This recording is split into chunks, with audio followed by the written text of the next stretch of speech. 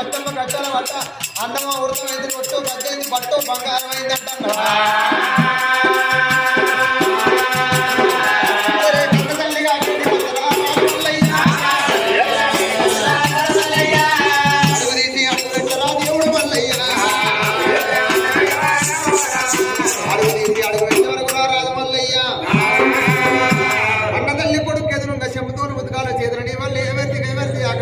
పట్టుకొని కొడుకు పాదాలు కట్టుకుంటానని చెప్పి రారాజు మల్లయ్య బయటికి వచ్చింది నీలమ్మది.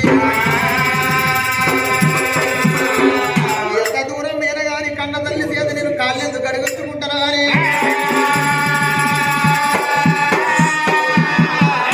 అన్ని తెలిసిన వాడు భగవంతుడు రారాజు మల్లయ్య మా కన్న తల్లి నా పాదం ముట్టుకోవద్దు నా కాళ్ళు కడుక్కోవద్దు అని చెప్పి రారాజు మల్లికార్జున స్వామి గిద గిద గిద గిద కన్న తల్లి బయటికి వచ్చిండు. ఆ చెంబుతో ఉతకాలు తీసుకుంటూ కన్న తల్లి పాదాలు కడుక్కుంటూ పైన తల్లుకున్నాడవ్వా.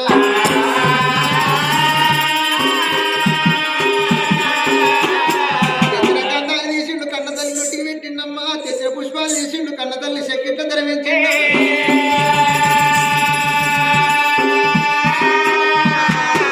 మంగళారతి ఇప్పటికి దింపిండు కొడుకున్న మంగళారతి ఒక దింపిండు. అమ్మాయి నేను ఓ తన్న కొలుపురి పట్టం నాకు బాగి లేదని చెప్పి రారాజు మల్లికార్జున స్వామి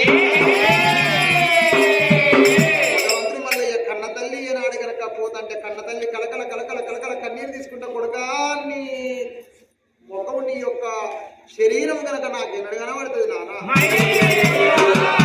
పాపగారి కళ్ళకు నీ ముఖం మళ్ళీ ఎప్పుడు చూస్తున్నావు కొడుక.